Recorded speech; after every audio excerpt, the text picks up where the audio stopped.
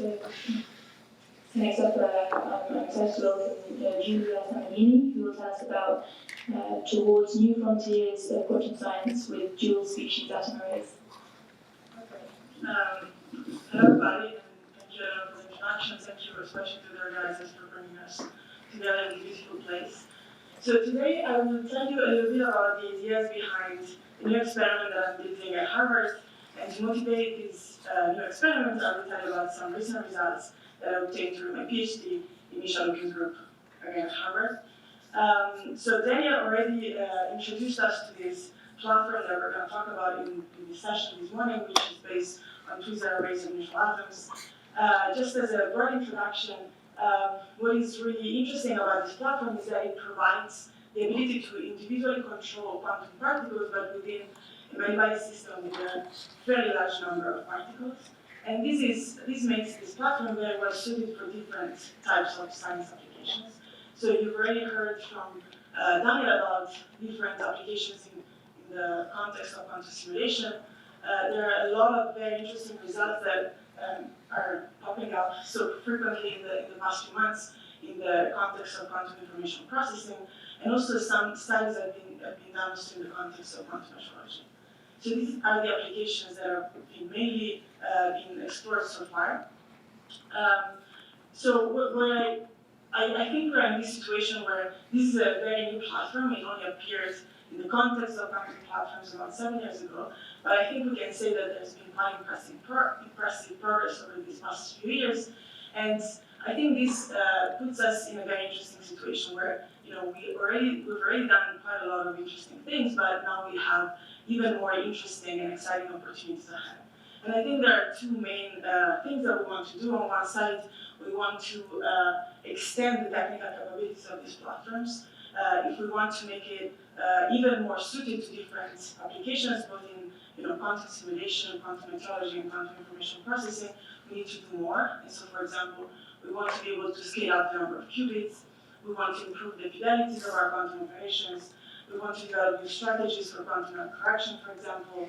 But also, something that I'm really interested in is how we can develop new tools for electronic engineering such that we can access different kinds of phenomena. At the same time, now that this platform is working fairly well, there is a constant effort in developing new applications, new useful and interesting applications that can be performed on this platform. And so I think this is also a very interesting and important thing to keep in mind. We're still looking for useful algorithms and science applications that can be performed here, really taking advantage of the features of this platform. So in the talk today, I will, since the title of this session is Towards something scalable quantum simulators, I will tell you a few examples of, I think, recent results that kind of showcase the capabilities of this platform, and then I will try to hint at some things that can be done further ahead to even go to broader applications of this system. So you've heard about the platform from Daniel, but let me just recap the key ingredients that I'm interested in for the things that I'm going to talk about. So what are the key ingredients of this platform? The first one is we want to create these two-dimensional arrays of individual neutral atoms. So we start with a two-dimensional array of optical tweezers, so you have these tiny traps that can trap individual atoms.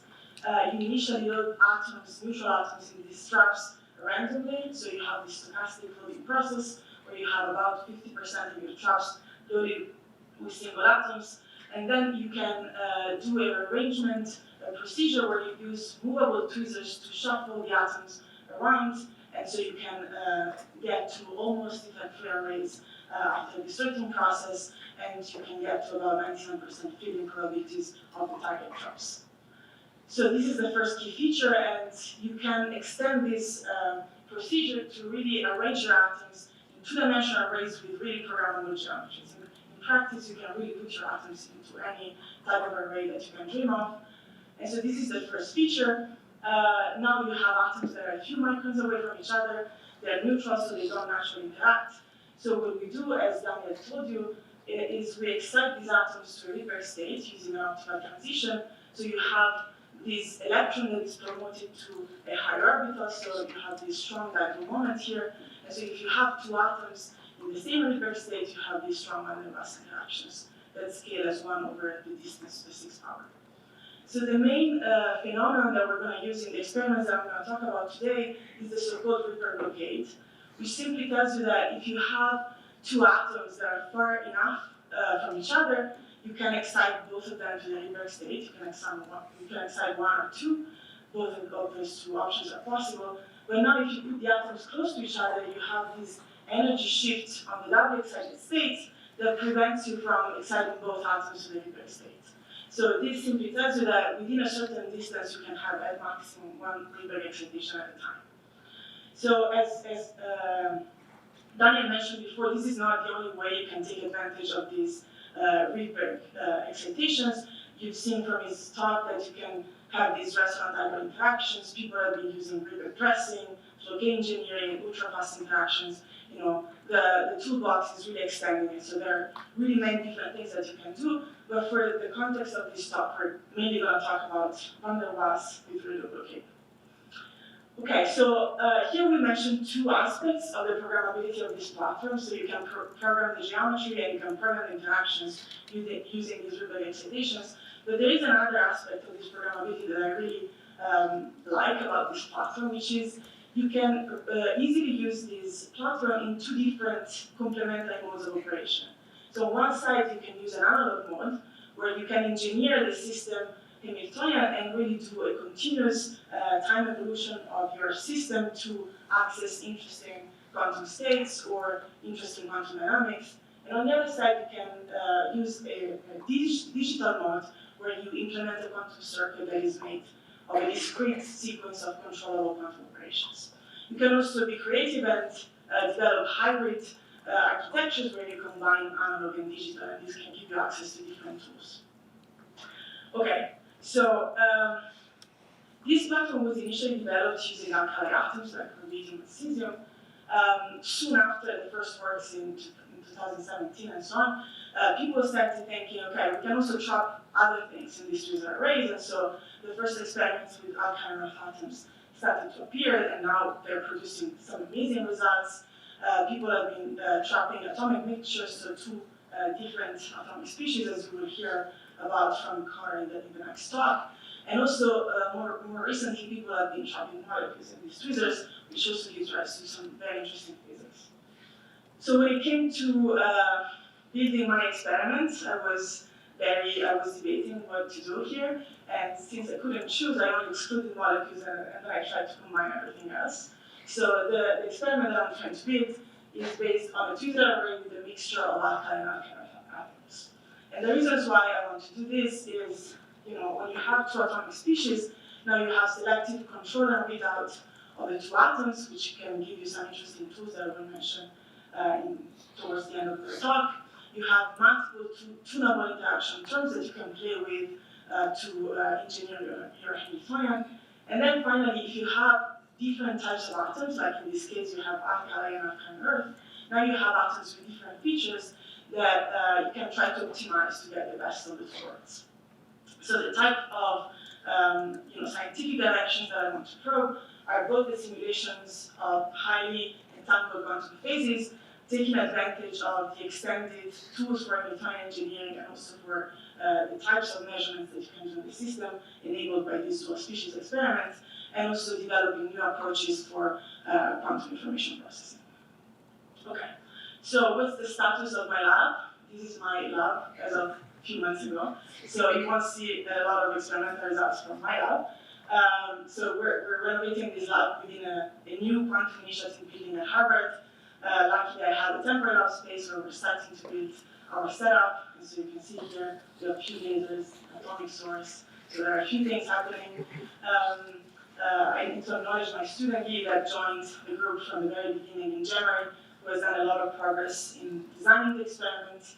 And one of his very early contributions was to help me decide on the atomic species that we were going to use.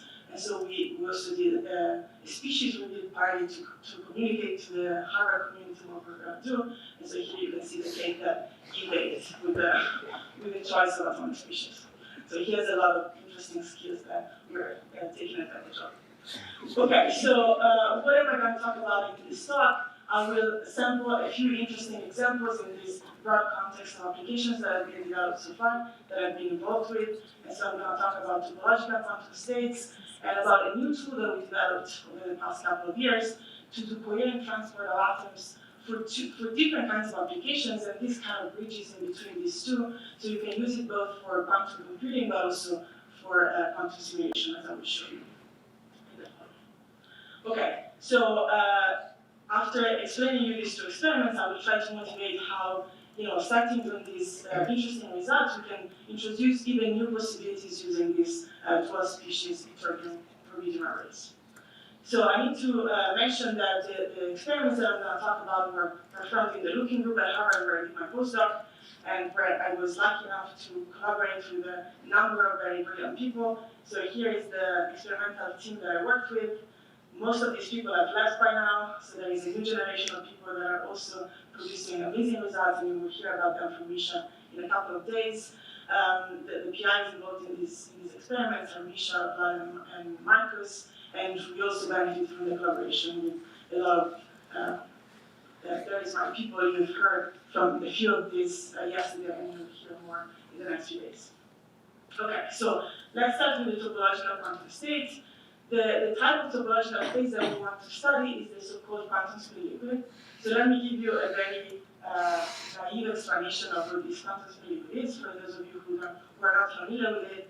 So this is a phase of matter that was initially proposed by Philip Anderson in the 70s, and the system he was considering there was a system of spin one-half particles with antiferromagnetic interactions on a frustrated lattice like the triangular lattice. So when you have antiferromagnetic interactions, you want neighboring spins to be anti-aligned, but if you are on a triangular lattice, once you choose the orientation of these two, you don't know which to do the third. So this gives you some frustration in the system, and so Anderson's idea was, what if in this triangular lattice, the spins pair up in these entangled pairs, also called dimers, where the state of the pair is a superposition of up down and down up. Now all the spins in the system would form these dimers, and you can immediately see that when you try to pair up spins with their neighbors, you have many different configurations that you can choose. And so these all have the same energy. And so in this proposal, the Merivale state of the system would be the coherent superposition of all the possible dimer covering of your lattice. You have exponentially many of these dimer coverings, and so this type of state has a lot of interesting properties. So you have long-range entanglement. It turns out that the state has topological properties. You have anionic excitation. So for all these reasons, people have been trying to observe this spin-liquid in experiments for the past 50 years with controversial results. Let me just put it like that. So what happened at this point about 3 years ago was that people at Harvard started to look into the possibility of reproducing this same type of state using Rydberg atom arrays. So the idea was the following: what if you take your triangular lattice, and instead of putting your spin degrees of freedom on the vertices of the lattice, we put them on the links. Okay. Now we put all the atoms on the links. Let's say that we have a Rydberg excitation on one of these atoms. We have a blockade radius, as I told you about before. So within the blockade radius, you cannot have other Rydberg excitations. So the next Rydberg excitations need to be outside. So for example, this is a potential solution for the placement of the Rydberg excitations. Now, what you can do is, let's play this game. Let's say that each of these Rydberg excitations corresponds to a dimer that connects the two adjacent vertices of the lattice. You see that what we have here on the right is exactly the same configuration that we have on the left. And basically the idea is that the Rydberg blockade gives you a situation where you have many degenerate solutions for a dense packing of Rydberg excitations that exactly corresponds to the dimer configurations that you have here on the left. And so in this case as well, you have many degenerate solutions, exact same energy, for the placement of your Rydberg excitations. So what happens is that also in this case, you will have the ground state of your system corresponds to this Merivale coherent superposition. Okay, so the idea was we can create these analog dimer models just using Rydberg blockade. So in these two papers, you can only see one of them, unfortunately. The second reference is cut. These two papers from two different groups at Harvard, two different theory groups, they propose different dimer models using different geometries for Rydberg arrays, and in the experiment we probed one of these two. In particular, the geometry is not a triangular lattice, as I showed you before, but it's a Kagome lattice.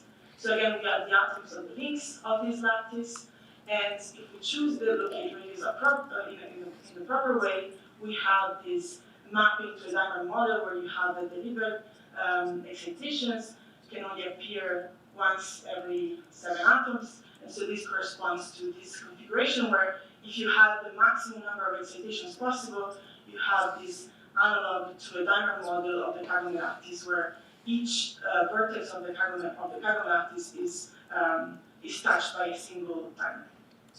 Okay, so in the numerical simulations that they did in that paper, they saw that there is indeed a range of parameters where it appears a quantum stable state that again is the superposition of all the possible dimer coverings according to this analogy. So what we do in the experiment is we turn on these Rydberg excitations, so we turn on our many-body Hamiltonian, and by doing an adiabatic state, a quasi-adiabatic state preparation, we initialize our system in a final state. So this is what we measure. This is an example of the snapshot that we take of our system after the state preparation. Here I'm marking the atoms in the Rydberg state with these red dimers according to this mapping. So the question here is, how do we probe this topological phase? What are the kind of measurements that we need to do to make sure that the state we're preparing is a spin liquid? So what we want to measure are these so-called topological string operators. If you're familiar with the Torah code, it's exactly the same thing that you do there. So you have these strings of single particle operators that you put together. And here you can really see what is the key advantage of this platform, where we have the possibility of measuring single particle operators, because we can reconstruct these topological strings operators, that something that, for example, we cannot do in condensed matter systems.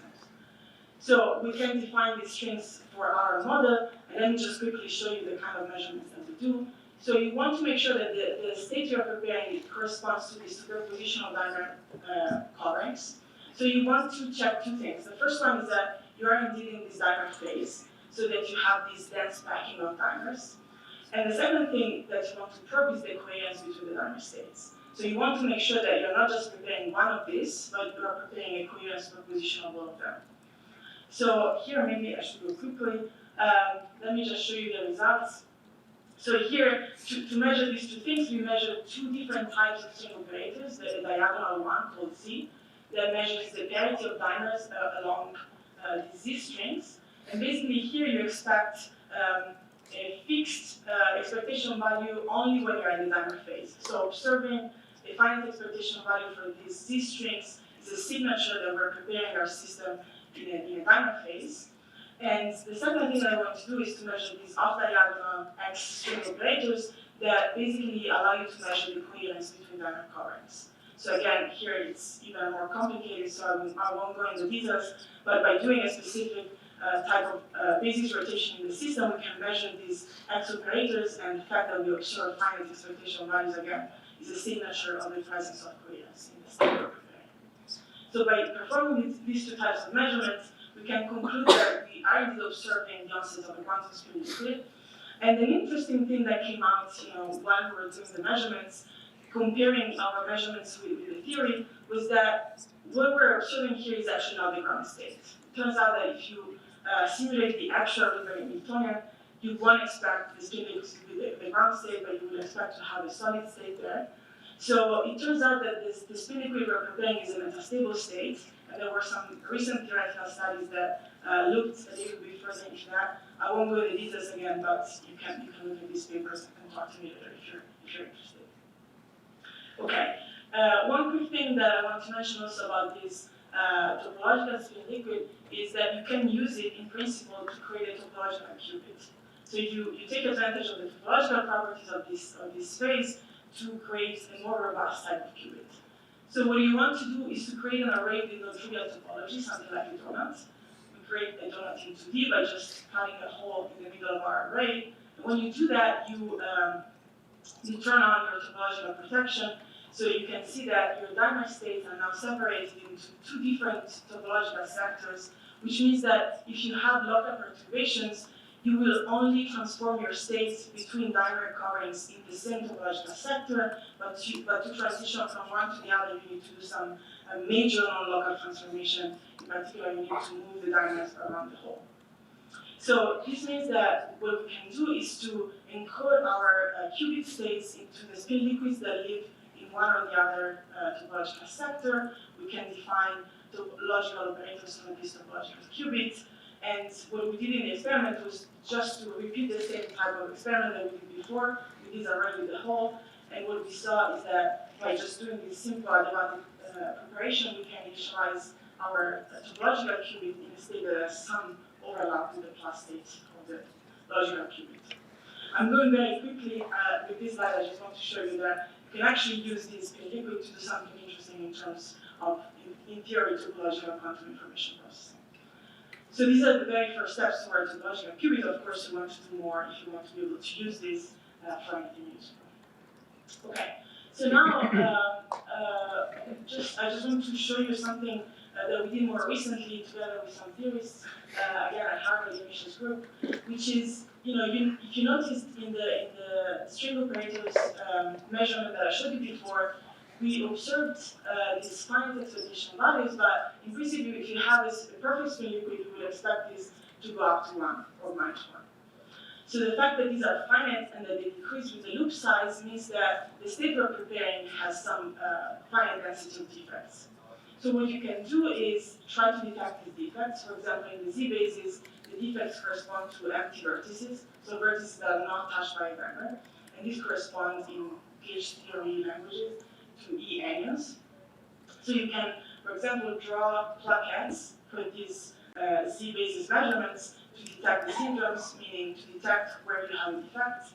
You can do the same thing in the X basis, defining different types of plaquettes. Something interesting to note here is that differently from the third code, the plaquettes for two bases are different in shape. So we can do this and we can try to perform error correction. So the idea here is that we want to combine local error correction with coarse graining. So for example, you take your experimental snapshot and you do a first layer of error correction, which means that you look at you identify the location of your anyons and you pair them up when they're when they're on next neighboring sites. Then you do a layer of coarse graining, so you go one distance further and you pair up atoms that are in the next neighboring sites, and so on and so forth. And in the end, you measure your string operators in this final coarse-grained array. This basically corresponds to measuring these flat, so-called flattened loop operators, where basically you not only measure your loop operator, but you also include measurements in a certain radar around the loop. So here's an example of how this can be used in post-processing our experimental data. So we take this fairly big loop, this one is in the Z basis, and you can see that if we apply this correction up to 3 layers of correction, you see that at the beginning, with no correction, we didn't see anything, so the expectation value was 0, but after applying this type of error correction, we get a finite expectation value. And then you can do the same thing in the X basis, and again, you see the same effect. So now the interesting thing is, what can we do if we want to move forwards, and what are the new tools that we can use when we have a dual species array? So one first thing is, I mentioned these anyons. We could actually detect and manipulate these anyons. So I showed you in this example that we're doing this post-processing on the data, but what if we want to apply this error correction on the actual atoms, so in a quantum way? So what you can do, for example, is add some ancilla qubits to measure the syndromes. So you entangle your ancilla qubits with the qubits in your spin liquid to detect the presence of anyons and also to apply feedback on it. And this is allowed by the use of 2 different species because you can control the 2 atoms independently. Other things that you can do with the 2 species is, for example, have more flexible connectivity in your system. For example, what you can do is to mediate interactions in the atoms in the species B through the interactions with atoms in the other species. Thank you. And this allows you to access new geometries that are not accessible with only one atom. You can have different types of frustration if you tune the three different interaction terms, the intraspecies and the interspecies interaction terms. And finally, some proposals have appeared recently on how you can simulate lattice gauge theories when you have these two atomic species, because you can map matter and gauge fields to the two atoms. So there are a lot of new interesting phases that you can access, taking advantage of these new interactions and tools that you have with the two species. So let me quickly go into this second experiment. I promise I will be quick. So here we want to transfer the atoms coherently during our quantum operations. So let me motivate this from a quantum computing point of view. So if you have a pair of atoms, you can entangle them using this river blockade that I talked about before. I'm not going into the details of how to do the entangling gate. You can look at these papers if you're interested. And this entangling gate is inherently local because it takes advantage of these local interactions. So for example, if you have an array of atoms and you apply your Ripper pass to the entangling gate, you will have that only the atoms that are within a blockade radius of each other get entangled, right? Everything that is further than a blockade radius stays where it is. So now the question is, how can we get long-range entanglement using this strategy? One idea is, what if we create entanglement between the ground and the Lindbergh state, but then we map our atomic states down to the hyperfine manifold. So our qubit states become these two hyperfine states. And then what we do, so when we're in these states, the atoms are not interacting, they have non-coherence time, so we can do everything we want with them. Now we use our tweezers to move the atoms across the array, and we can do this in parallel over many atoms at the same time. So basically, we reshuffle the atoms around, so that when we apply a second layer of gates, now we have a different connectivity in our array. So the atoms that get entangled are a different set of atoms with respect to what we did before. So now, after we do this, you see that we have long-range entanglement just with two layers of gates.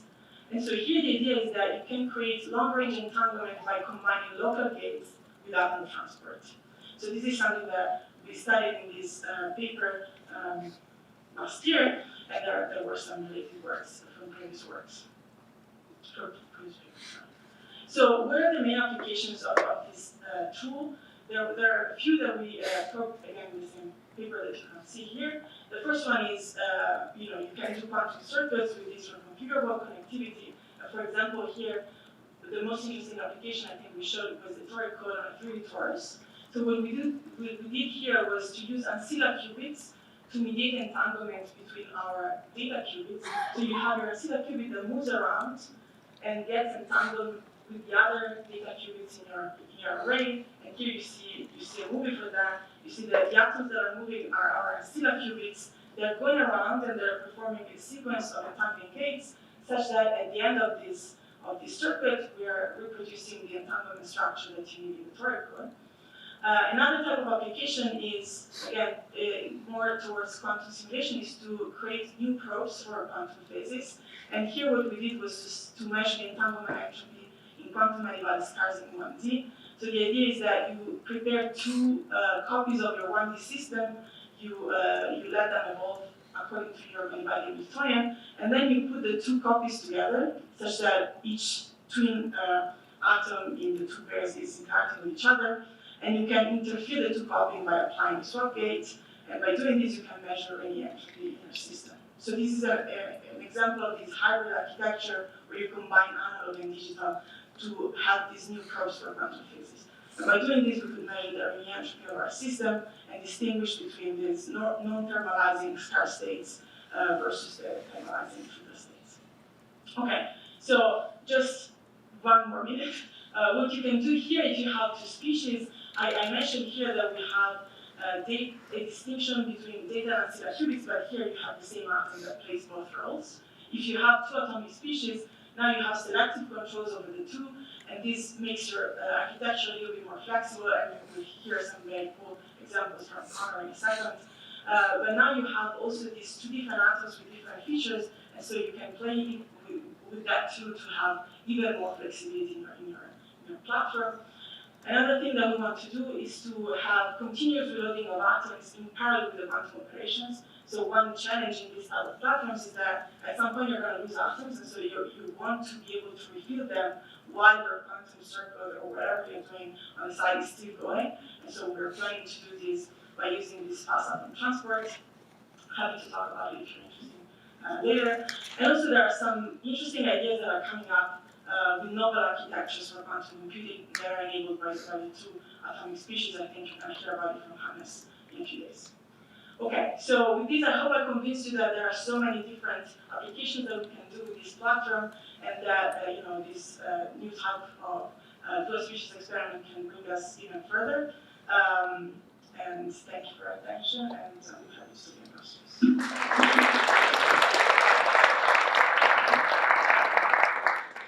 Okay, thank you, Giulia, for a very, very nice talk. Is there one maybe burning question? Yeah. Yeah, well, thank you. Beautiful talk. You said you have non-trivial topologies, and so you can go from different topological sectors by performing some type of quantum operation. How do you observe your initial state and then your final state once you went through that? Because you can only observe one of those. Yeah, what do you mean with the initial and the final? So we you know you are in one topological sector, then you... No, what we do, so the state we're preparing is this plus state. So we're already in a superposition. So let me go back to that slide. So here we're preparing, the array with the whole. So we have the non-trivial topology, and we see that the simple initialization that we do when we just prepare in this quasi-adaptive way is prepares the system in a superposition of the two. Now the question is, how can you do operations, and so how can you, for example, apply gates? And this is a whole different story. So what you want to do is to be able to apply these logical operators, sigma x and sigma z, and that requires you to be able to do some local addressing and local operations on your atoms, which is something that we haven't done yet. So for now, we've only initialized the topological qubit in one state, but that's hopefully coming. Thank you. Sorry. Maybe one more question. Thank you for the great talk. I was wondering in the beginning, when you prepare the Rydberg states in a dimer, how do you make sure that the dimer is excited instead of the single one? So, okay, so this is the tricky thing. The dimers are not dimers. So they're not dimers in the sense that in Anderson's dimers. So a dimer is a fictitious dimer. It's just one Rydberg excitation. It's a fictitious dimer in the sense that there is this nice mapping to this dimer model where the constraints between the Rydberg excitations are the same as the constraints between the dimers in the electronic system. So they're not actual dimers, they're just single Rydberg excitations. Sorry if that was confusing. Okay, thank you.